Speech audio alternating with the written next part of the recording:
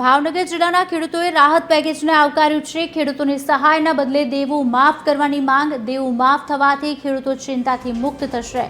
દેવું માફ થવાથી આગામી પાક પણ સારી રીતે કરી શકાશે। જિલ્લામાં કમોસમી વરસાદથી ભારે નુકસાન। તળાજા, પાલીતાણા, જેસર, સિહોરમાં પાકને નુકસાન। સરકારે ખેડૂતો માટે 10,000 કરોડનું પેકેજ જાહેર કર્યું છે। 9 નવેમ્બરથી જણસીની પણ ટેકાના ભાવે ખરીદી કરાશે।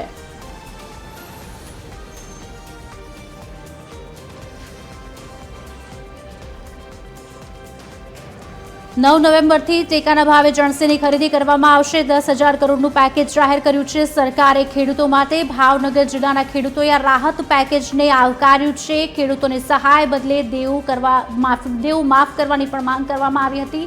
દેવું માફ થવાથી ખેડૂતો ચિંતાથી મુક્ત થશે।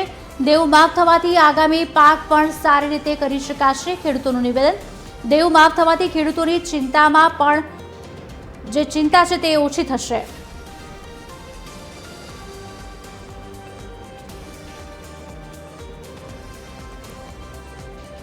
જિલ્લામાં કમોસમી વરસાદથી એક તરફ ખેડૂતોને જ્યારે ભારે નુકસાન થયું છે, ત્યારે રાહત સહાય પેકેજ પણ સરકાર દ્વારા જાહેર કરવામાં આવ્યું છે। ભાવનગરના ખેડૂતોએ આ રાહત પેકેજને આવકાર્યું છે। 9 નવેમ્બરથી જણસીના ટેકાના ભાવે ખરીદી શરૂ કરવામાં આવશે। દેવું માફ થવાથી આગામી પાક પણ સારી રીતે કરી શકાશે। ખેડૂતોએ સહાયના બદલે દેવું માફ કરવાની ક્યાંક માંગ કરી છે। જિલ્લામાં કમોસમી વરસાદથી ભારે નુકસાન થયું છે। તળાજા, પાલીતાણા, જેસર, સિહોરમાં પાકને નુકસાન થયું છે। સરકારે ખેડૂતો માટે 10,000 કરોડનું પેકેજ જાહેર કર્યું છે। ત્યારે 9 નવેમ્બરથી જણસીની પણ ટેકાના ભાવે ખરીદી કરવામાં આવશે। ભાવનગર જિલ્લાના ખેડૂતોએ રાહત પેકેજને આવકાર્યું છે। ત્યારે ખેડૂતોની સહાયના બદલે દેવું માફ કરવાની પણ ક્યાંક ખેડૂતોએ વાત કરી છે।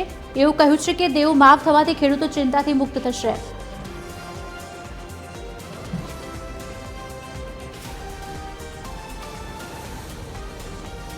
आज अंके વધુ વિગત આપશે સંવાદદાતા અલ્પેશ ડાભી ભાવનગરથી અમારી સાથે લાઈવ જોડાઈ ચૂક્યા છે। અલ્પેશ, એક તરફ જ્યારે રાહત સહાય પેકેજ જાહેર કરવામાં આવ્યું છે, ખેડૂતો તેમ કહી રહ્યા છે કે રાહત અને સહાય કરતાં જે દેવું છે તે માફ કરવામાં આવે। દેવું માફ થશે તો જે ચિંતા છે તેમાં પણ ઘટાડો થશે। શું વધુ વિગતો મળી રહી છે? ખેડૂતો શું કહી રહ્યા છે આ વિષય પર? હજી ખુશાલી, ચોક્કસથી જે પ્રકારે સરકાર દ્વારા જે 10,000 કરોડનું રાહત પેકેજ જે જાહેર કર્યું છે, ખાસ વાત કરીએ તો ભાવનગર જિલ્લામાં જે વરસાદને લઈને ખૂબ જ નુકસાની પહોંચી છે। જે નુકસાની વાત કરીએ તો મહુવા પંથક છે તે સૌથી વધુ પ્રભાવિત થયો હતો, જ્યારે તળાજા, પાલીતાણા, જેસર, સિહોર સહિતના પંથકમાં પણ આ જે વરસાદને લઈને ખેડૂતોને મોટી નુકસાની પહોંચી હતી।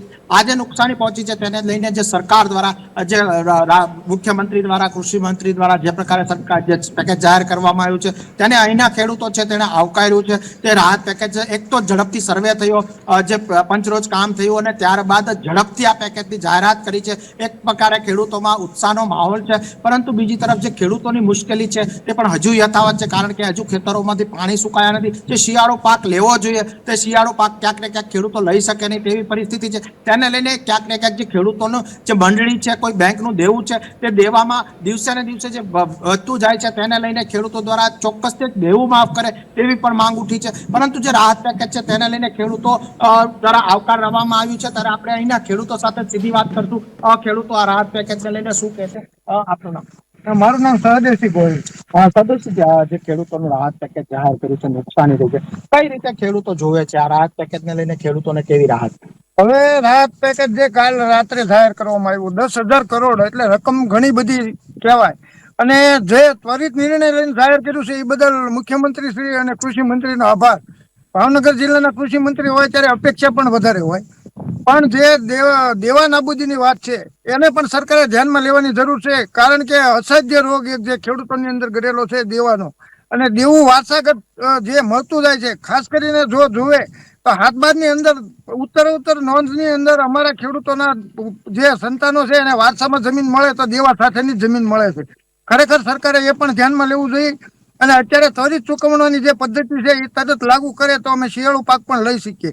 એના માટે જે દેવા નાબૂદીની યોજના જાહેર કરે વહેલી, એના માટે માર્ચ મહિનાની જે ડિક્લેર કરે તો અમારી અપેક્ષા એવી છે કે માર્ચ મહિના સુધીમાં દેવા નાબૂદી યોજના પર સરકાર એક વખત તો ખાસ કરીને ભાજપ સરકાર પાસે ઘણા બધા મત અમે આપીને ઘણા વર્ષોથી ભાજપ સરકારને ચૂંટીને મોકલી છે, ત્યારે એની પાસે ખેડૂતો વતી હું પણ એવી માગણી કરું છું કે આવતા વર્ષોમાં દેવા નાબૂદી પણ એક વખત તો ખેડૂતોને આપે.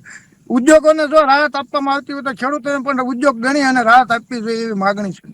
જી ચોક્કસથી જે પ્રકારે આપણા ભાવનગરના કૃષિ મંત્રી છે ખૂબ જ મોટી મહત્વની જાહેરાત કરી છે. કહી શકાય કે આજે ઝડપથી જાહેરાત થઈ છે તેને લઈને ખેડૂતોને ખૂબ જ મોટો ફાયદો થઈ શકે, પરંતુ આજે રાહત પેકેજ છે તેને લઈને ખેડૂતોને કઈ રીતે ફાયદો થશે? ખેડૂતને મારો મોટો ફાયદો તો એ થશે કે અત્યારે બોલતામાં પહેલી પૂરી છે એટલે જે પૈસા મળ્યા એ સરકારનું અભિનંદન કરવું.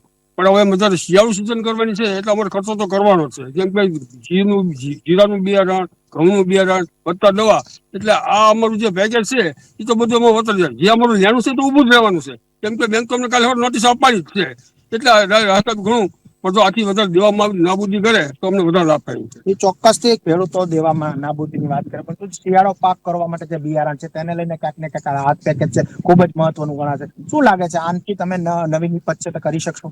નવી નિવેદનમાં તો એવું છે કે આ જે સરકારે પેકેજ જાહેર કર્યું છે એ તો સંતોષકારક છે, પણ આમાં ખેડૂતોનો ઊભો થયો હું તો છે જ નહીં, કારણ કે જે ચાલુ પાક કરવાનો છે એમાં ખેડૂતને જે બિયારણ, ખાતર અને જે વસ્તુ લાવવાની છે એમાં તો પૈસાની ઘટ છે. એકોર કપાસના ભાવ ડાઉન છે, કારણ કે જે સરકારે કીધું તમે 1600 રૂપિયા આપશું બહાર, એ અત્યારે 1200-1300 જાય, કારણ કે ક્વોલિટી ખરાબ થઈ ગઈ તો અમે જાણીએ છીએ.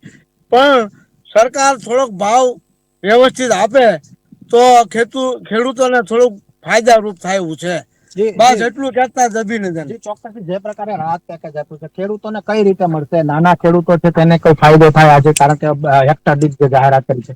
હવે સરકારે જે ગણતરીની વસ્તુ લીધી હોય એ તો અર્થશાસ્ત્રીને રેખીએ લેવી જ જોઈએ. એનું કારણ કે જે જમીન ધારકો છે તો 4 હેક્ટર જમીન વાળા એટલે ઘણી બધી જમીન કહેવાય, અને 2 હેક્ટરની મર્યાદા લાગુ કરી છે. તો નાના ખેડૂત જે છે, સ્મોલ એટલે નાના અને માર્જિનલ ખેડૂત એટલે સીમાંત ખેડૂતને પૂરતો ફાયદો મળે, એટલે સરકારે એ આયોજન કરેલું છે અને એના માટે અભિનંદન છે કે નાના માણસને ઊભો કરવાની વધારે જરૂર છે. મોટો માણસ તો બીજી ઇન્કમમાંથી ગમે ત્યાંથી રસ્તો ગોતીને તે પોતાનું રોકાણ કરીને થોડું ઘણું પોતાની પાસે બચત હશે તો એમાંથી કરી શકશે, પણ નાનો માણસ અને ખાસ કરીને આપના માધ્યમથી એ ગણવાનું છે કે પશુપાલન અને માલધારીની પણ પરિસ્થિતિ ખરાબ છે. તો સરકારે આ યોજનાની અંદર માલધારી માટે અને પશુપાલકો માટે પણ એક યોજના પછીથી પેકેજ જાહેર કરીને કરવી જોઈએ એવી માગણી છે, કારણ કે કાલ સવારે ગૃહિણીનું દૂધના ભાવ વધશે ને તો બજેટ ખોરવાશે ને એ ફરિયાદ સરકાર સામે આવશે.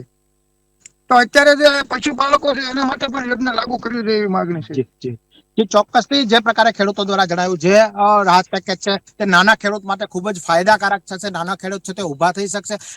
ભાવનગરના જ કૃષિ મંત્રીઓ ત્યારે જે જાહેરાત કરી છે તેના લઈને ભાવનગરના ખેડૂતો છે તેમાં ઉત્સાહનો માહોલ છે. ખેડૂતોએ આજે રાહત પેકેજ છે તેને આવકાર્યું છે.